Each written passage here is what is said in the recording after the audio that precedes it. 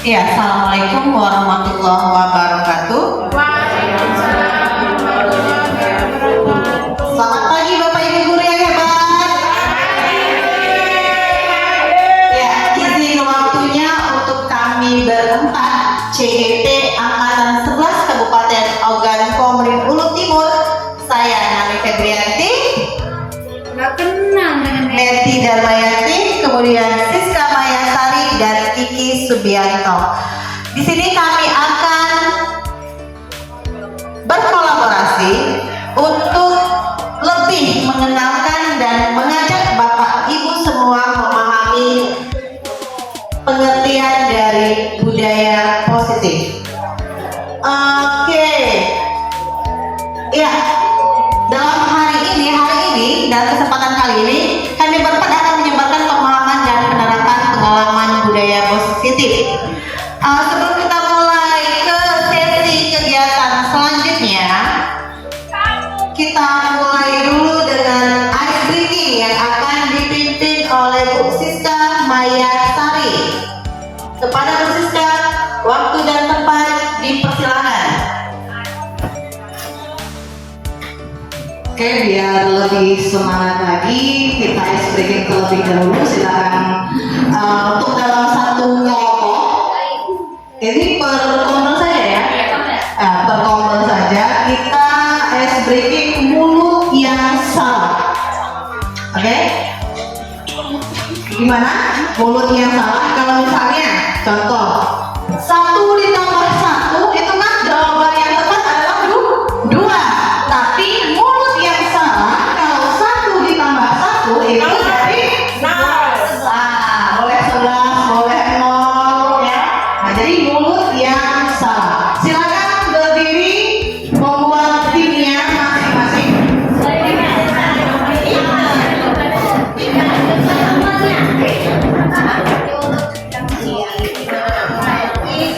Ke belakang. Buat ke belakang saja. Mau ke belakang atau bundar?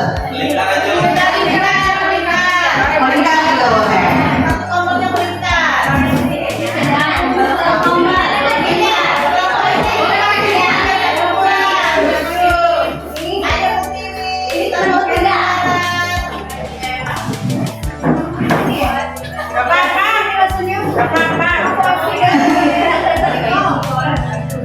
Iya. Ready? Semangat ya. Mulut yang salah.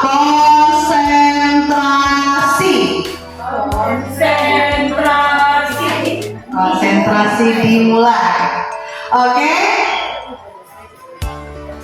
2 ditambah 5 sama dengan 1. Ini berapa? Ini 3. Itu?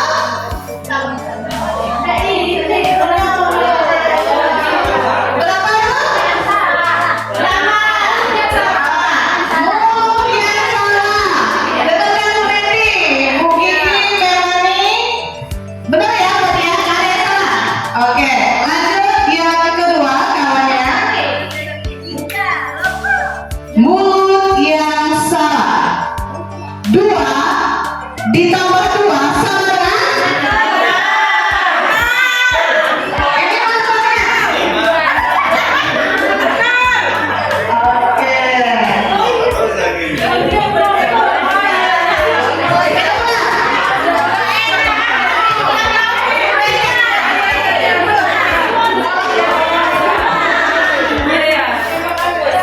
Oke, dilanjut. Selanjutnya, Opa, tanya, ini ke situ, giliran. Berpasangan ya, berpasangan semua.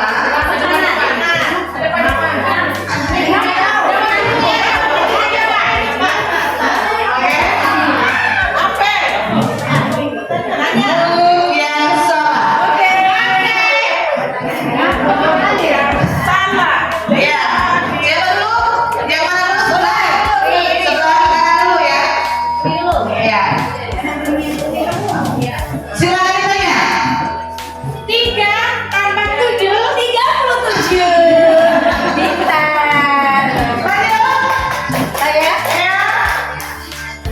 10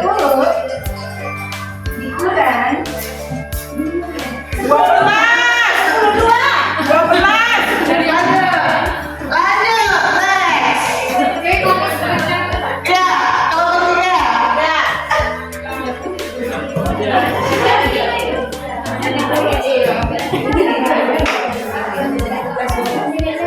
Berapa? Ayo ketiga. 5 tambah 10.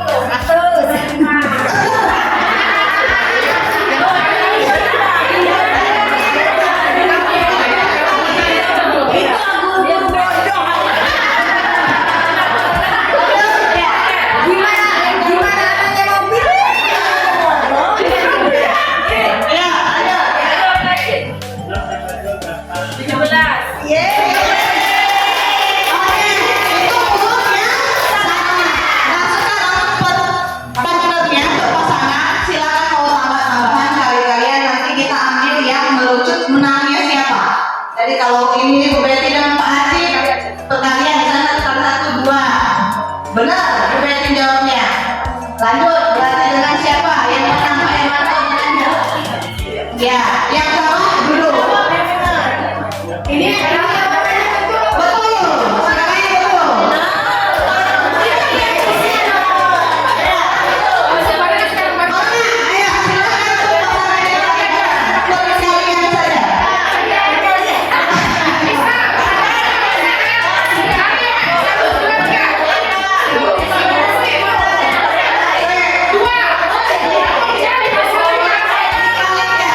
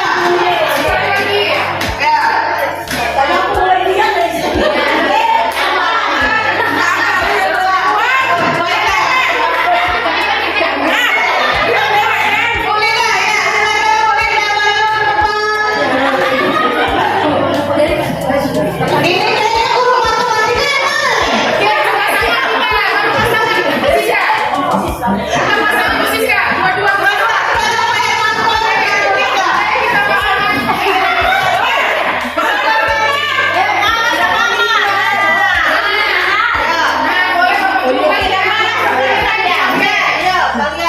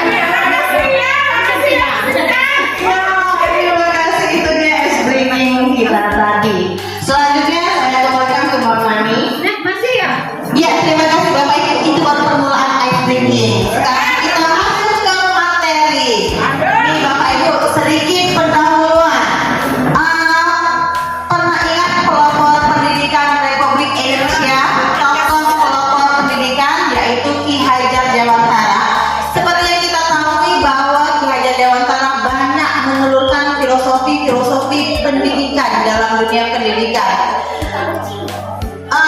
Salah satunya filosofi yang telah diperkenalkan oleh Ki Hajar Dewantara itu bahwa sekolah itu merupakan tempat ladang, tempat persemaiannya benih-benih kebudayaan. Kalau Bapak Ibu tahu, sesuai dengan filosofi Ki Hajar Dewantara, guru itu diibaratkan sebagai petani.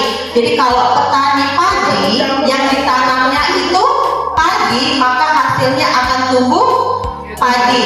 Tidak mungkin seorang petani padi menanam padi hasilnya jagung. Seperti itulah pendidikan di Indonesia. Jadi para guru harus tahu bahwa sekolah ini tempat ladangnya bercocok tanam, sehingga guru harus dapat mengusahakan sekolah menjadikan sekolah itu lingkungan yang menyenangkan, menjaga dan melindungi murid dari hal-hal yang tidak baik. Kalau sekolahnya menyenangkan, gurunya menyenangkan, maka karakter murid tersebut akan tumbuh sesuai dengan profil pelajar Pancasila. Aksi nyata budaya positif kali ini bertujuan untuk menumbuhkan budaya positif di sekolah dengan meyakini nilai-nilai kebajikan. Kalau Bapak Ibu guru tahu, nilai-nilai kebajikan itu sebenarnya ada banyak. Salah satunya yang telah kita pelajari yaitu nilai-nilai yang terdapat pada profil pelajar Pancasila. Masih ada lagi nilai-nilai kebajikan yang telah dicetuskan dalam 5 organisasi dunia. Nanti akan dijelaskan lebih lanjut. Kemudian, ini konsep inti dari budaya positif yang selama ini yang kita tekankan di sekolah. Yang pertama yaitu perubahan paradigma belajar, disiplin positif, nilai-nilai kebajikan, kebutuhan dasar manusia, motivasi perilaku manusia, posisi kontrol guru, keyakinan kelas, dan segitiga institusi. Untuk materi yang pertama dan yang kedua nanti akan disampaikan oleh Bu Siska, kemudian nanti dilanjut oleh Bu Neti dan Bu Kiki. Kepada Bu Siska dipersilakan. Oke, terima kasih Mem Nani. Untuk di sini adalah pembelajaran dengan paradigma baru. Nah, di sini sesuai dengan dimensi profil pelajar Pancasila yang sudah kita terapkan dalam kurikulum Merdeka. Apalagi di sekolah kita di sini sudah sekolah penggerak dan juga sudah proses 3 tahun ya, tahun ketiga untuk sekolah kurikulum Merdeka. Nah, di sini ada profil pelajar Pancasila yang harus kita perhatikan. Ada 6 dimensi profil pelajar Pancasilanya yang harus kita, ya, boleh nanti dengan lagu, boleh juga dengan apa. Profil pelajar Pancasila yang pertama itu adalah beriman, bertakwa pada Tuhan Yang Maha Esa, kemudian berkebinekaan global dan juga bergotong royong, mandiri, bernalar kritis, dan juga kreatif. Itu dimensi profil pelajar Pancasila yang harus kita tumbuhkan dalam sekolah kita. Nah, kemudian untuk pembelajaran dengan paradigma baru itu adalah pembelajaran yang dirancang berdasarkan prinsip pembelajaran berdiferensiasi. Nah, untuk kurikulum mereka kita harus memberdayakan pembelajaran berdiferensiasi. Jadi tidak monoton dalam pembelajarannya, melainkan kita berdiferensiasi atau bisa dengan mengasah bakat dan minat peserta didik, ya, itu berdiferensiasi, sehingga dibutuhkan tahapan perkembangan sesuai dengan psikologi modern untuk mewujudkan dimensi profil pelajar Pancasila. Jadi penanaman berdiferensiasi. Untuk selanjutnya saya kembalikan ke Bu Neti untuk disiplin positif. Ya baik, terima kasih. Untuk di sini ya saya akan menjelaskan tentang disiplin positif, di mana disiplin positif itu berasal dari kata disiplin yang artinya yaitu belajar. Disiplin mengacu pada disiplin diri yang memiliki tanggung jawab terhadap apa yang dilakukan berdasarkan nilai-nilai yang diyakini. Disiplin positif juga merupakan salah satu cara penerapan disiplin yang bertujuan untuk menumbuhkan kesadaran serta memberdayakan peserta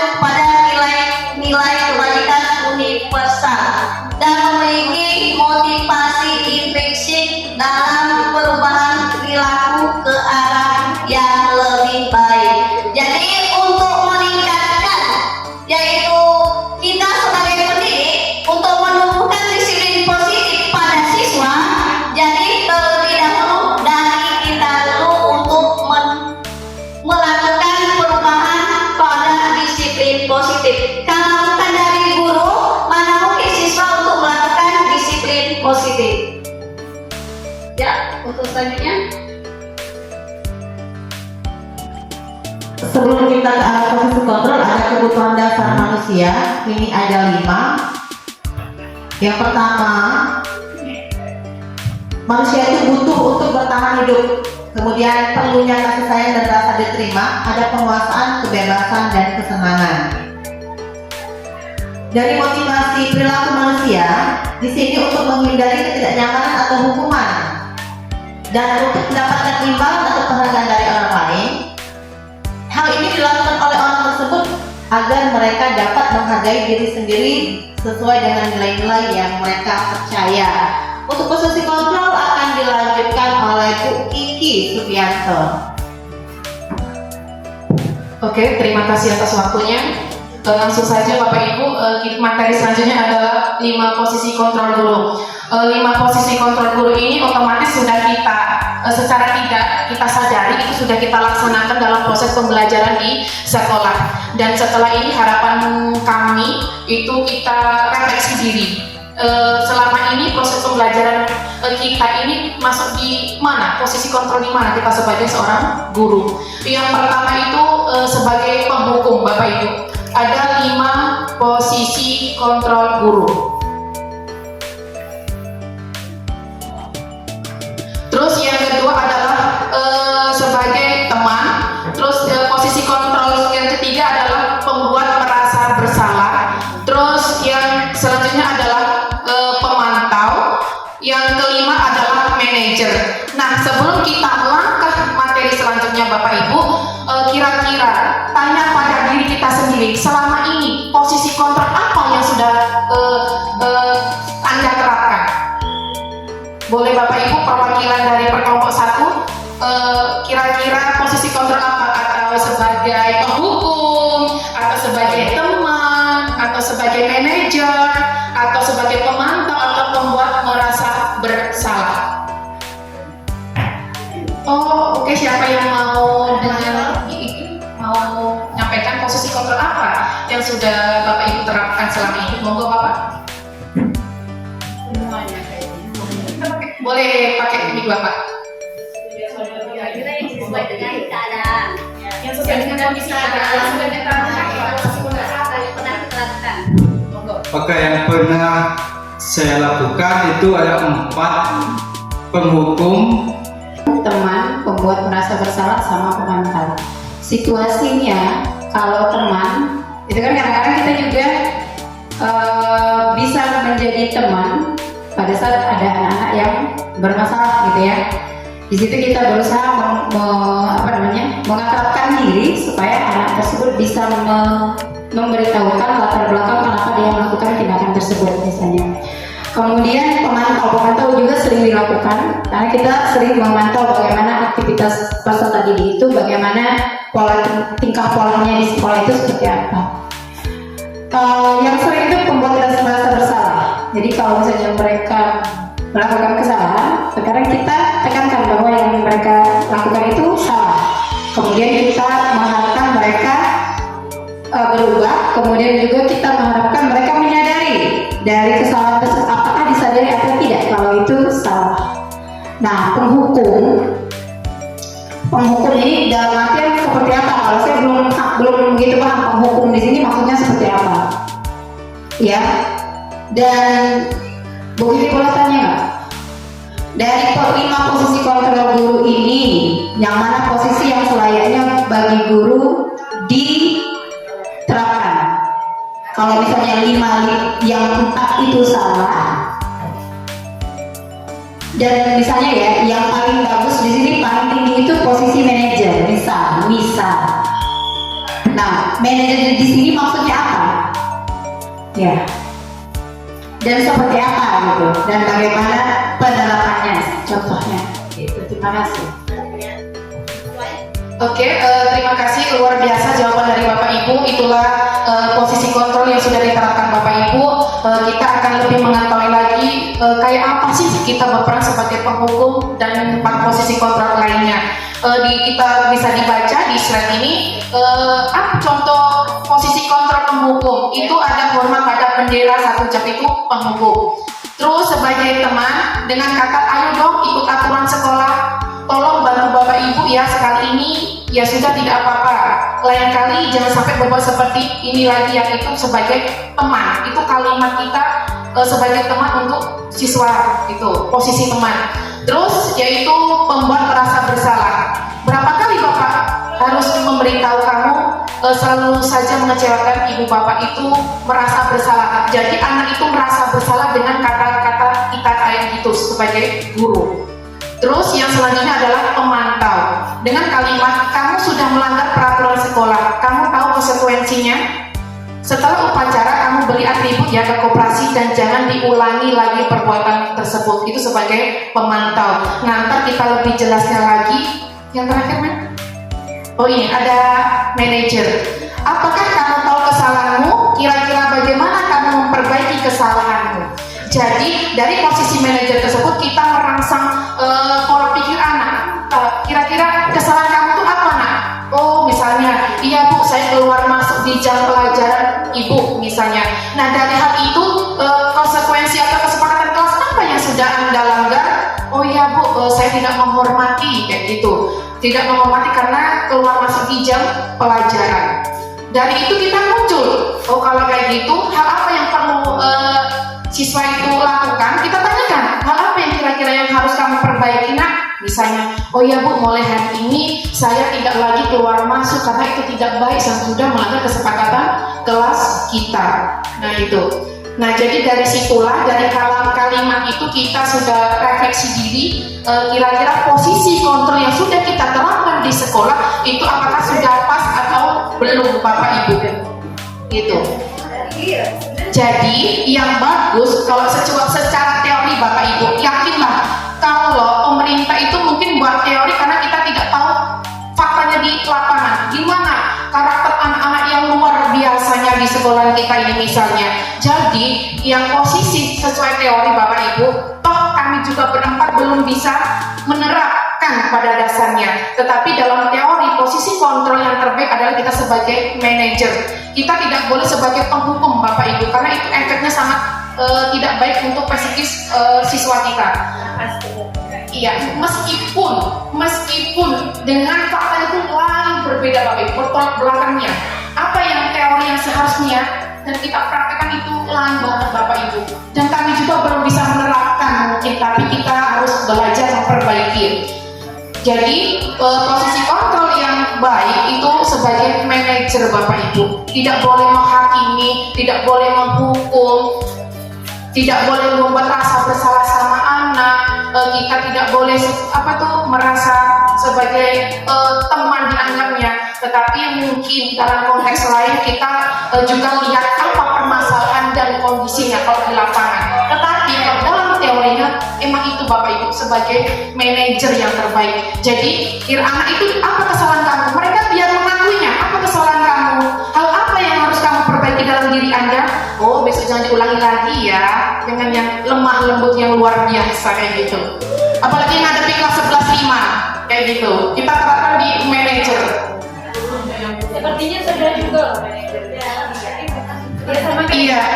Iya, secara tidak sadar kita sudah menerapkan, mungkin 5 tahun tersebut sudah diterapkan, tapi kita kurang sadar aja bagian posisi kontrol mana yang sudah saya terapkan gitu.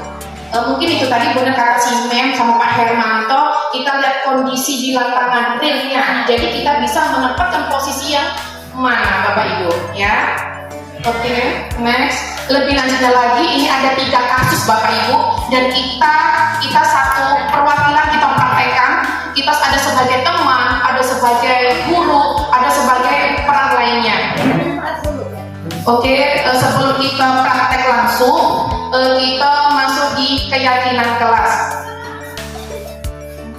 Keyakinan kelas. Mengapa keyakinan kelas? Mengapa bukan peraturan kelas? Kalau kita sering berbicara itu adalah peraturan, tetapi itu kurang bagus bapak ibu. Sebenarnya semuanya sudah kita laksanakan bapak ibu di dalam kelas kita, dalam keseharian kita itu.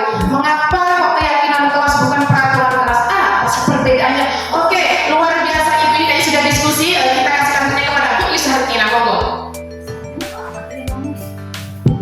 Kalau menurut kami untuk peraturan memang rujukannya sama, tapi hanya adalah pemakaian kalimat, penempatan kalimatnya mungkin lebih kelihatannya. Kalau di peraturan itu sudah ditetapkan, mungkin oleh sepihak bisa jadi oleh orang yang membuat, sehingga dan harus ditaati oleh semua.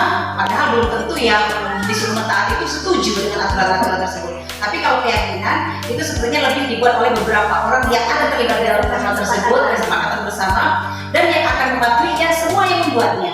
Mungkin terasa lebih ringan. Luar biasa pertanyaan dong. Ada tambahan dari Mungkin ada pendapat yang berbeda. Oke, mungkin ada yang pendapat yang berbeda. Oh, kalau saya tuh menurut saya kayak gini. Monggo dari kelompok 1 sudah, 2 sudah, 3 mungkin Bu Betty, Bu Eva, Bu Linda. Oh, cukup. Semuanya satu pendapat ya.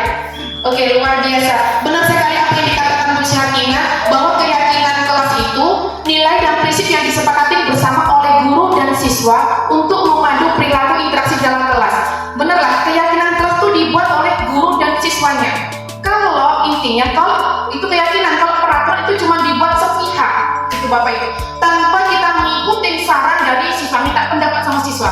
Ayo nak, misalnya keyakinan kelas apa, misalnya mapel aja, dalam lingkup kecil Bapak Ibu, mapel apa yang kita harapkan ke depannya. Nah, kita tawarkan ke siswa. Nah, jadi ada pendapat dari siswa. Nggak boleh Bapak Ibu, oh nah pembelajarannya harus kayak gini ya, kayak gini ya, kayak gini, tidak boleh Bapak Ibu. Tapi kita minta pendapat sama siswa, sehingga proses berjalannya pembelajaran kita sama murid, khususnya dalam mapel itu akan enak berjalannya ke depannya. Tidak ada paksaan. Misal kayak pembelajaran PJOK, saya setiap masuk awal itu pasti ada kesepakatan Bapak Ibu, kesepakatan mapel saya. Misalnya kita tawarkan dulu, apa harapannya? Oke, kalau ibu terlambat 10 menit saya tidak masuk. Dan sebaliknya, kalau saya terlambat 10 menit tidak masuk. Dan anak itu pintar, anak itu di jam berapa? 3.4, jadi saya kayaknya nggak mungkin terlambat. Di jam pembelajaran 3.4, itu di kelasnya Bu M, di buku kesepakatan kayak gitu, muncul kayak gitu. Luar biasa, sepakat. Dan misalnya, Bu wajib pakai program training, gurunya juga iya, boleh. Nah, dari kita pendapat guru dan siswa, kita rangkum menjadi satu namanya keyakinan kelas, bukan peraturan kelas. Itu perbedaan keyakinan dan peraturan kelas. Saya kembalikan lagi ke Mem Nani, monggo. Ya, peraturan kelas seperti tadi itu sepihak, kalau keyakinan kelas secara warga kelasnya, dan dibiasakan menggunakan kalimat positif. Ini sebenarnya tidak ada kata tidak ada kata dilarang, itu untuk keyakinan kelas, sedikit revisi. Oke, di sini kita tabel T. Jadi kalau di pelatihan guru penggerak kita ada nyebutnya namanya tabel T. Tabel T itu sebenarnya seperti T, ada tampak seperti, tidak tampak seperti. Nah, tadi sudah saya singgung nih bagaimana cara membuat keyakinan kelas. Kalau keyakinan kelas itu diharapkan menggunakan kalimat yang positif. Jadi kalau misal kita fokusnya ke nilai kebajikannya, saling menghargai, disiplin positif itu saling menghargai, itu nilai kebajikan disebut sebagai. Maka tampak seperti kalau ada teman yang meminta izin ketika meminjam barang orang lain, ini tampak seperti. Tidak tampak sepertinya, ini yang berlawanan, yang dilakukan siswa yang melanggar keyakinan kelas tadi. Dia mengambil secara paksa atau tidak mengembalikan barang yang dipinjam. Kemudian tampak seperti belajar dengan tenang, tidak tampaknya itu gaduh saat jam pelajaran. Tabel T ini memberitahukan kita bahwa ada pembelajaran yang menghargai keyakinan kelas tadi, terus tidak tampaknya itu berarti pembelajaran itu melanggar kesepakatan atau keyakinan kelas yang telah dibuat. Nah, kalau tabel Y seperti ini Bapak Ibu, tabel Y. Jadi huruf Y di atas itu terdengar, di bawah terlihat, di sebelah berperilaku. Terdengarnya itu kalimat anak dibiasakan mengucapkan kata-kata yang positif, santun. Jadi sebagai contoh ini mulai dari diri kita dulu sendiri sebagai guru.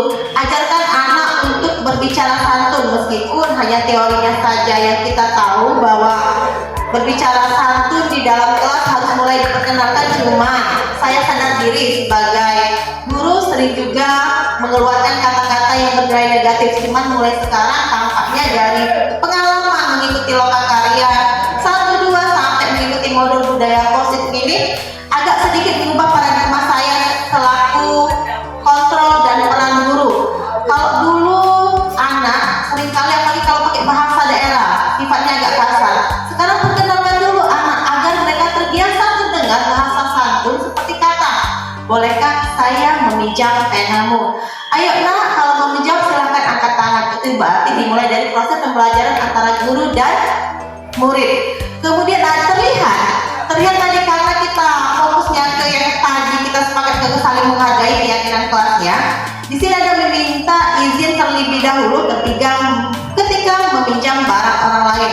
Berperilakunya berbagi ketika memiliki sesuatu. Contoh nih, misal di satu kelas tanpa ada si A tidak mengikuti pembelajaran, tidak menulis materi yang telah dijelaskan guru karena tidak ada pena.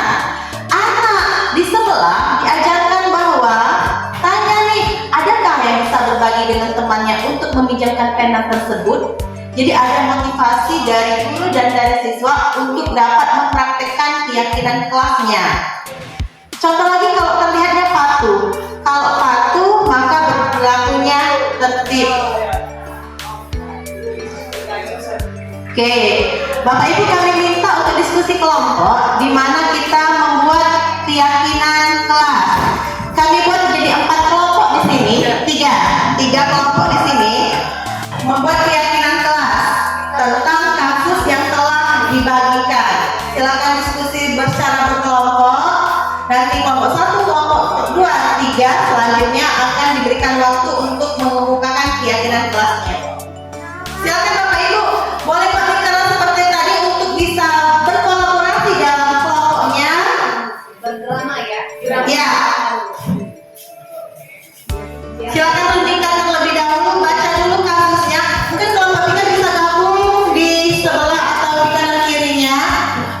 Kelihatan dari kolaborasi kita bergabung, Bapak Ibu boleh bentuk lingkaran seperti tadi, nah ada bentuk lingkaran.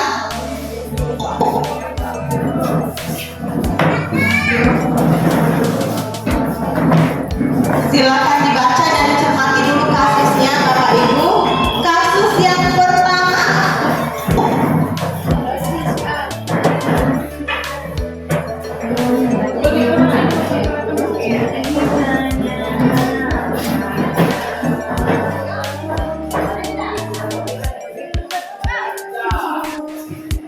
Mungkin perlu Bapak baca dan tulisan, ada skenario-nya.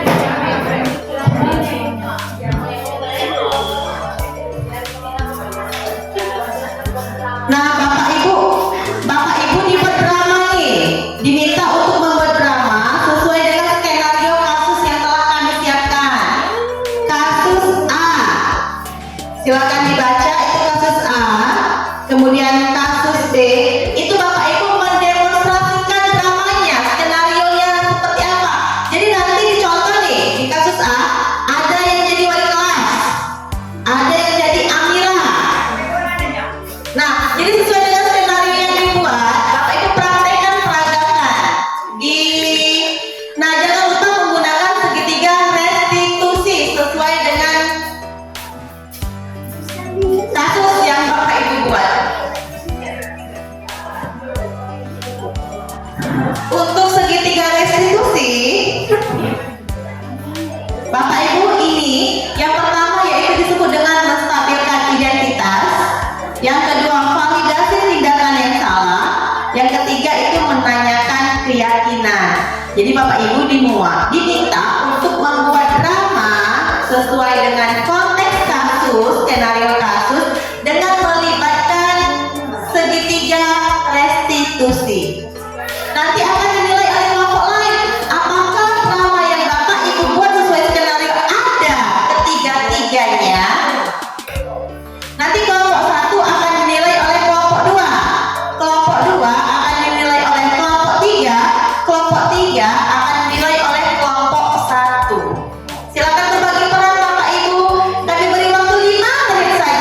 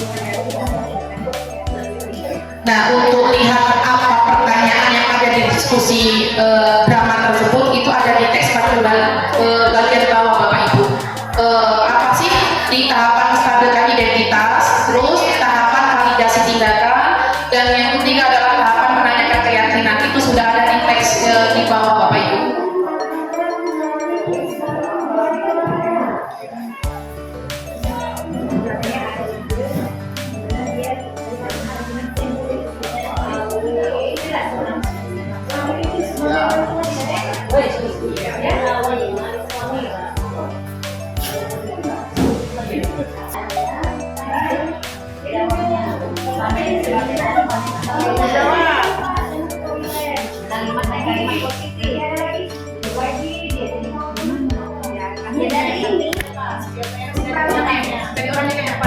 Yang kasih, yang praktekkan. Jadi guru dan murid yang lainnya semuanya yang cocoknya dibahas aja. Guru yang lakuinnya masih anak yang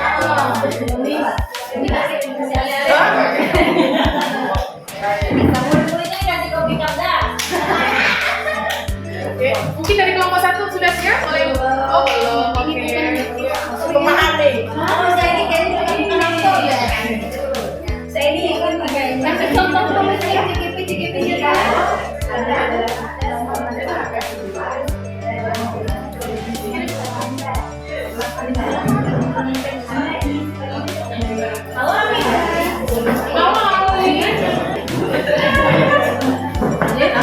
Ya, perhatikan ya buat kelompok 3 dan kelompok 1 dengan segitiga restitusi, yaitu yang pertama menstabilkan identitas, yang kedua validasi tindakan yang salah, dan yang ketiga menanyakan keyakinan apakah tiga-tiganya sudah diterapkan atau belum.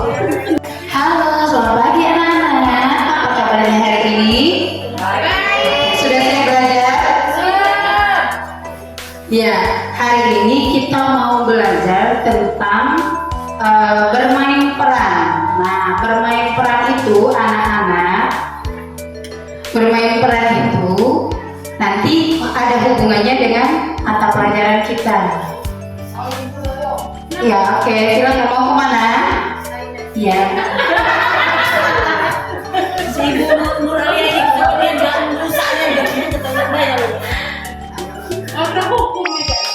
Nah, nanti bermain peran kita bagi ya, kita bagi materinya, kemudian siapa yang menjadi pemeran tokohnya. Ya, oke. Ada yang mau bertanya nak? Kita mau tanya apa?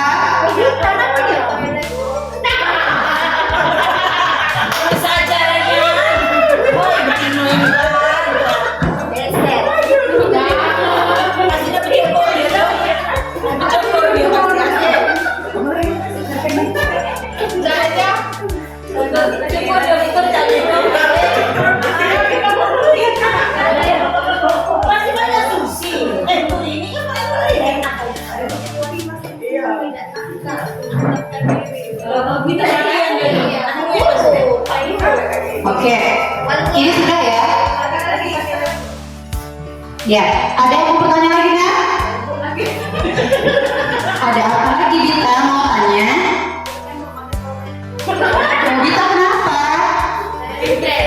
Beli. Oh, kita ke UKS ya? Nggak mau. Mau ke toilet? Oke, ayo kita ulang dulu.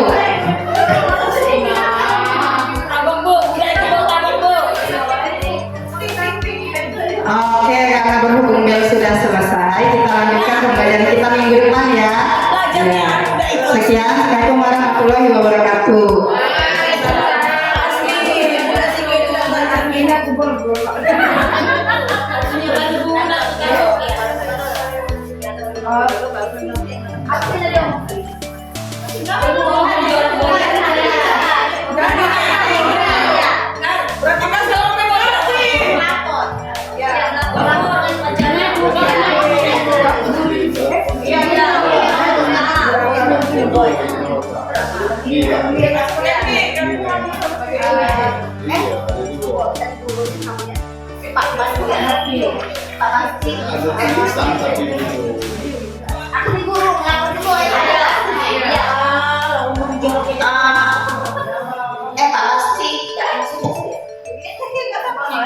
Pak Basti, saya bingung deh dengan anak yang namanya Dita. Waktu jam pelajaran saya, dia tidak berhenti lagi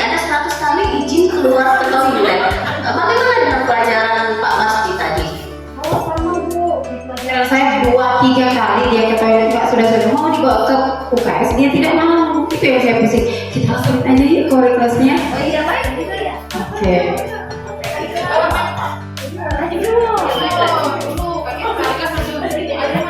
Halo, Ibu Wali Hakim. Halo guru besar.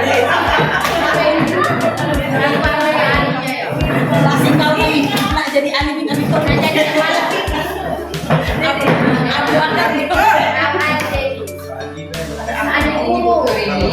Kami kesini mau melaporkan anak ibu yang namanya Dita, Ananda Dita. Tadi pelajaran Bu Kartina ya, pelajaran Bu Kartina ada kali 100 kali dia izin keluar, alasannya ke toilet. Terus pada saat pelajaran saya juga berkali-kali dia izin keluar. Saya kira tadi mau nanya, kamu izin keluar Bu. Saya sudah kecewa. memang anaknya begitu. Dia itu ada kurang Bu.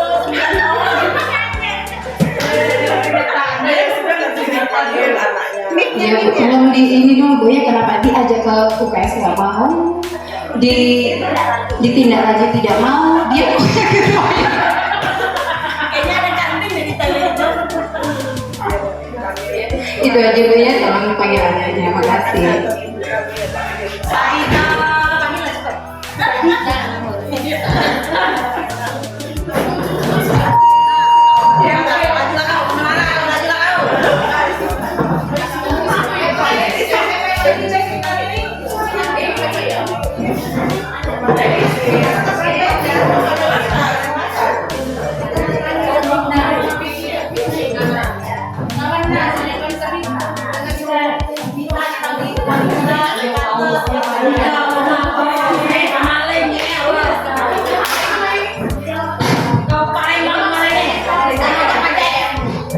Dita, tadi gurunya itu saya dengar lagi bicara ini, Dita. Katanya mau dipanggil, itu gara-gara Dita kemarin sering keluar. Nah, lo Dita, yuk gimana itu jadi? Yuk nanti dipanggil kamu. Emang bener kamu tuh sembelit? Tidak. Nah, gimana itu? Dipanggil sama ibu, cepat ke kantor sana. Sama siapa Ibu? Wali kelas? Kepala sekolah? Semuanya gurunya itu manggil sebenarnya, cuma wali kelas. Kawan ya? Ayo.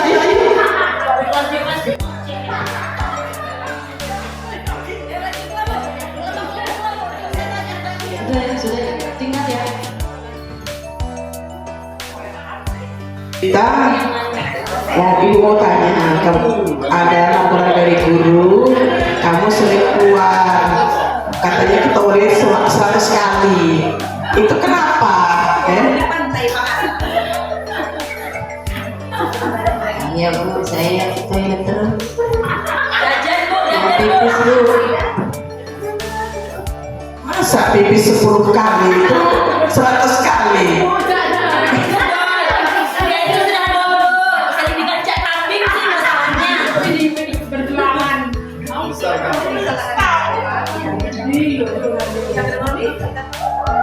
Kita tahu kesalahannya apa?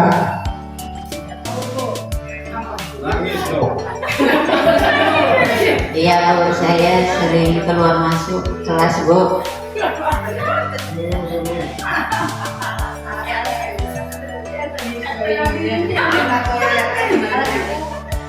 Jujur Dita.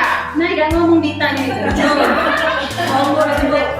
Alasannya apa yang sering keluar kelas itu? Ngomong banget. Saya capek Bu belajar.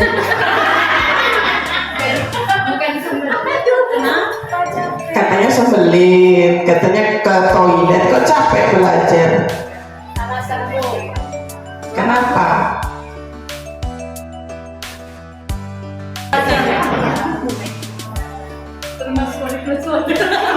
Saya keluar alasan saja Bu, ke toilet.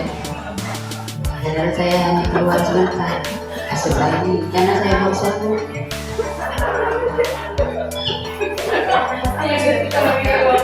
Keyakinan kelas kan kita ada keyakinan kelas ya. Jadi keyakinan kelas apa yang kita langgar? itu sering keluar masuk kelas saat pembelajaran, Bu. Iya, jadi saya tidak menghormati keyakinan kelas kita, Bu. Saya mohon maaf, Bu, ya. Ya, saya tidak akan mengulangi lagi, Bu.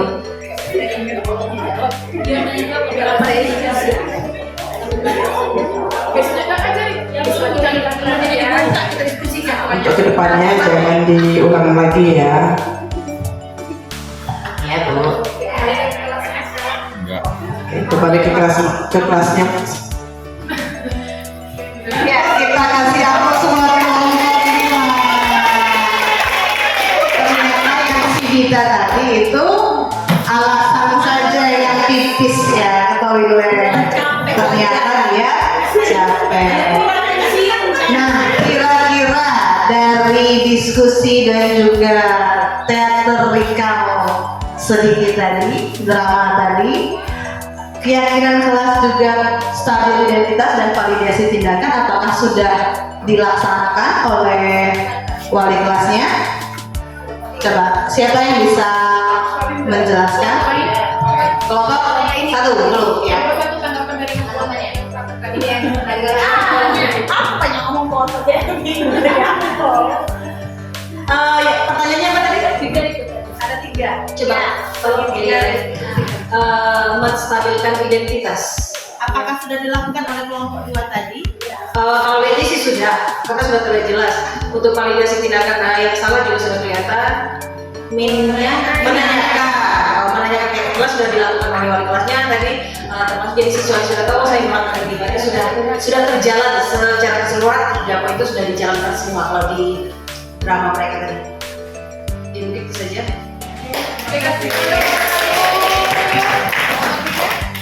Tepuk tangan buat Dono. Kita masalah itu. kelompok 3 siapa? Ngasih tanggapan?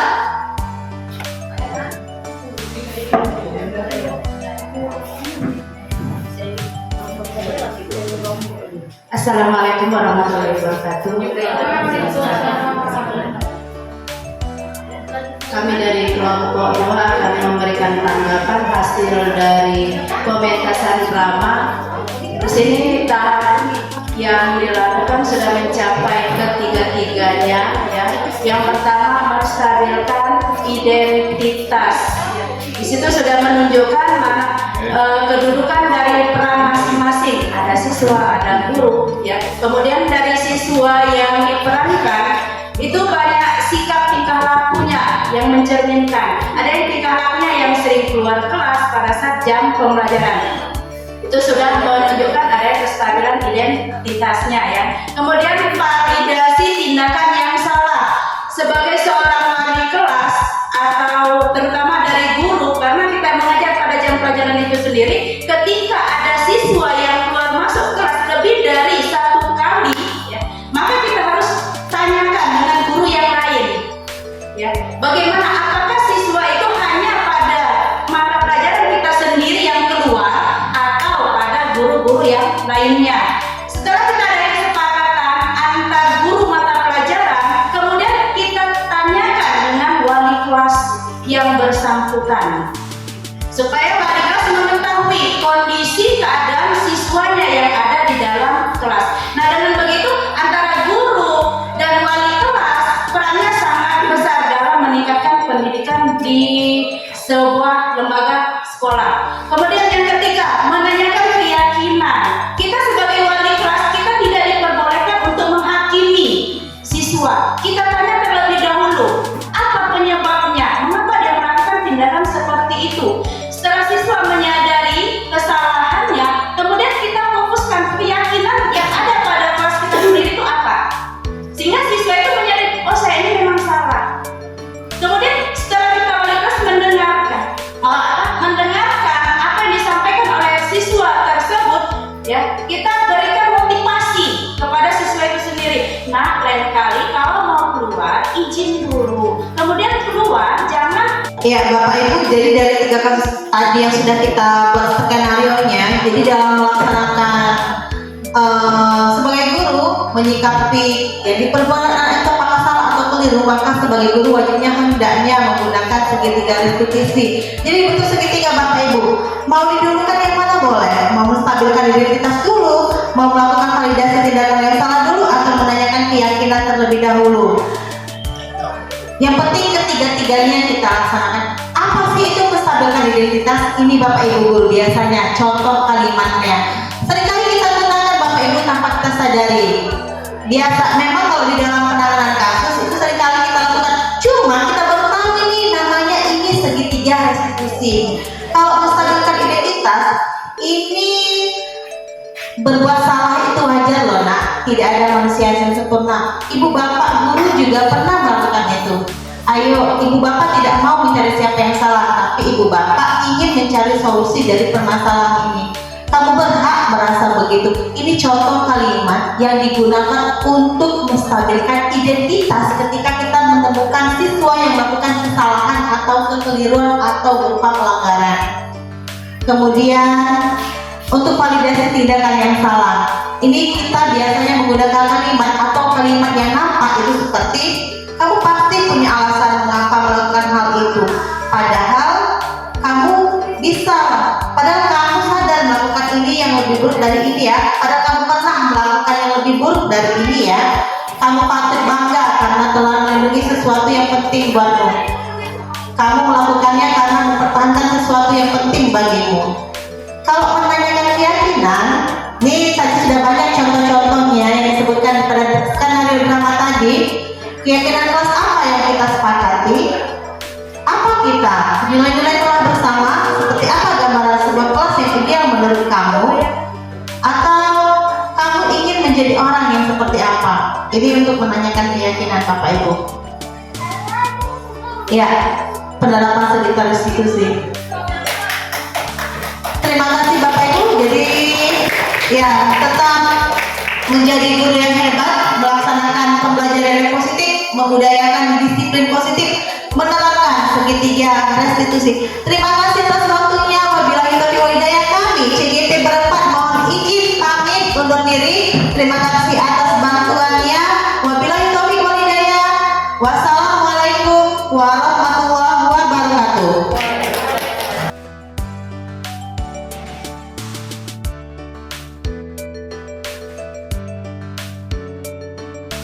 Puri, ibu tadi dengar katanya kamu bertengkar ya sama si Radit?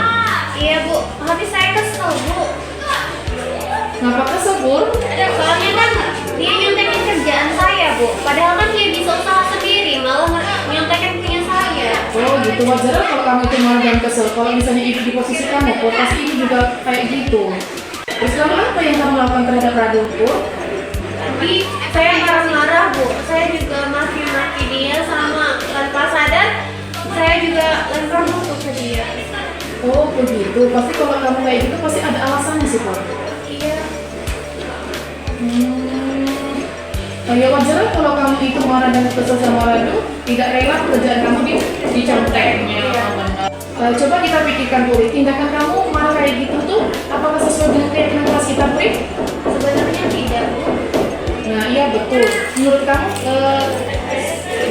apa tindakan apa yang sedang kamu langgar itu? Tidak menghormati antar teman. Ya betul. Menurut kamu saling menghormati penting nggak, Puri? Tentu penting sekali. Baiklah, kalau menurut kamu itu penting, Puri, keyakinan apa yang harus kamu lakukan ke depannya biar kamu itu lebih baik lagi dan nggak gampang marah gitu? Mungkin saya nanti akan lebih mengontrol lagi emosi saya. Saya juga mulai menahan rasa amarah saya. Pokoknya saya bakal lebih sabar lagi bu. Oh ya benar sekali, Puri. Jadi pendapat kamu itu harus dirubah ya. Jadi nggak usah gampang marah, gitu, harus lebih sabar. Seandainya masih ada lagi teman yang kamu mencontek, si Ratu tetap mencontek, apa yang ingin kamu lakukan coba, Puri? Melapor dulu ke ibu barangkali. Iya ya, harus kita lapor ke guru mapel. Jadi jangan harus langsung marah-marah atau bahkan melempar buku. Jangan lakukan hal yang lebih buruk lagi. Oke, Puri? Dirubah ya, lebih sabar lagi ya. Iya. Oke, sekarang setelah ini boleh kembali ke kelasnya. Baik bu, terima kasih. Semangat ya. Ya. Assalamualaikum warahmatullahi wabarakatuh. Perkenalkan, nama saya Puri Indira dari kelas 11-2. Saya sangat senang ketika berdiskusi dengan Ibu Kiki karena pada saat saya berdiskusi saya bisa tahu bahwa setiap orang memiliki pribadi dan karakter yang berbeda-beda serta sifat yang berbeda-beda. Maka dari itu saya mulai sekarang dan kedepannya akan berusaha untuk lebih bisa mengontrol diri, mengontrol amarah, bersabar, dan bisa menghormati antar sesama teman di sekolah saya. Sekian dari saya, terima kasih. Wassalamualaikum warahmatullahi wabarakatuh.